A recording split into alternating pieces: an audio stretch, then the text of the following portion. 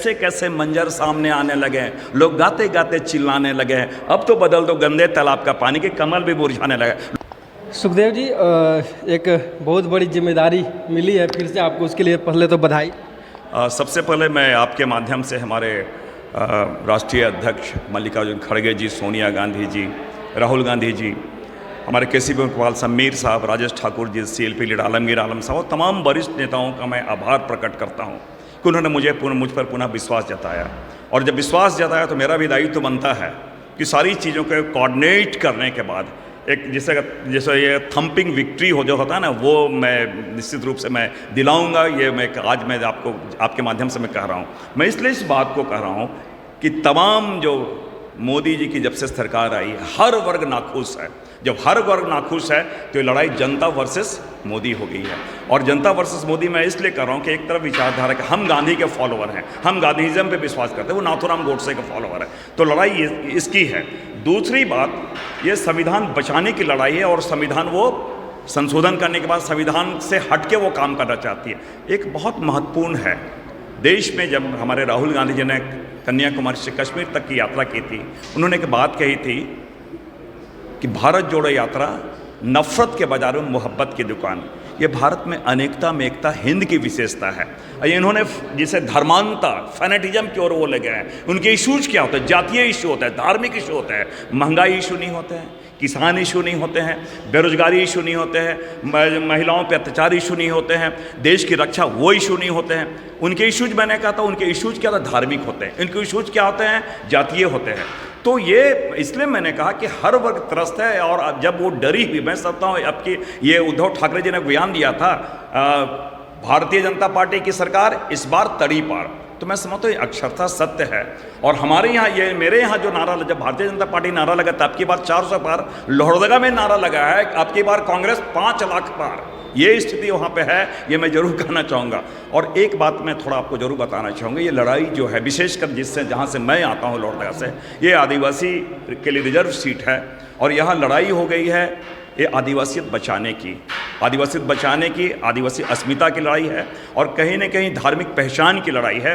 और मोदी की जो सरकार है वो हमें आदिवासी तो मानती नहीं है, वो हमें वनवासी मानती है। और हेमंत सोरेन जी जो है वो कहीं न कहीं उनको जिस प्रकार प्रताड़ित करके जेल में डाला गया है, तो ये हम लोग मान के चलें कि आदिवासियों को ये सरकार वनवासी कहती है, उन्हें देख नहीं सकती है, उन्हें प्रताड़ित करती है, उन्हें कहते हैं, और इसलिए उन्हें जेल में डाला गया। तो हम कहीं न कहीं मान के चलते हैं, हमारी जब अस्तित्व की लड़ाई जब हो गई है तो हम किसी भी ये पे जाके हम लड़ेंगे। और उसके लिए लोकतंत्र सबसे अच्छा माध्यम, जिसके माध्यम से सरकार को हम अपदस्थ करेंगे। सवाल है यहाँ पे कि आपके साथ डबल बेनिफिट है, आप भाजपा की कमजोरियों की भी जानते हैं कि एक बार भाजपा के साथ भी आ चुके हैं, तो आप वहाँ की कमजोरी की भी जानते। ये मेरी ये रणनीति थी जिसके कारण ये सरकार बनी है। आपने देखा होगा तो बहुत बार रणनीति बताई नहीं जाती है। आप कमजोर, मैं समझता हूँ आपने कभी, इसलिए मैं इस बात को कर रहा हूँ। दूसरी बात कि सबसे बड़ी बात, हमारी जो रणनीति, हम अपने कार्यकर्ताओं पे विश्वास करते हैं, अपने संगठन पे विश्वास करते हैं, अपने जो हमारे इंचार्ज हैं उन पे विश्वास करते हैं, अपने अध्यक्ष पे विश्वास करते हैं, CL पे विश्वास करते हैं।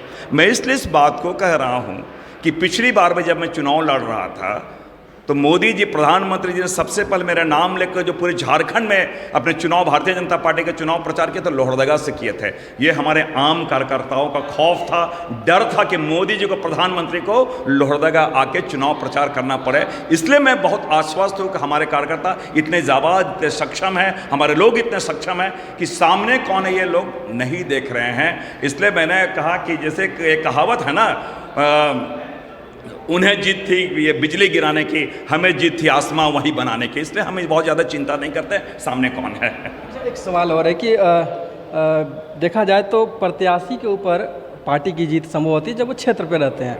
5 न्याय 25 गारंटी, लेकिन सुखदेव भगत लोहरदगा की जनता को क्या गारंटी दे रहे हैं? चूँकि राहुल जी गारंटी काम करेगी कि नहीं करेगी मतलब नहीं है, लेकिन लोहरदगा की जनता को, लोहरदगा की जनता को सुखदेव भगत की गारंटी चाहिए। मैं आपसे रिक्वेस्ट करना चाहूँगा, जो कल हमारे कांग्रेस पार्टी ने जो मैनिफेस्टो जाहिर दिया है वो रूम में बैठ के नहीं हुआ है।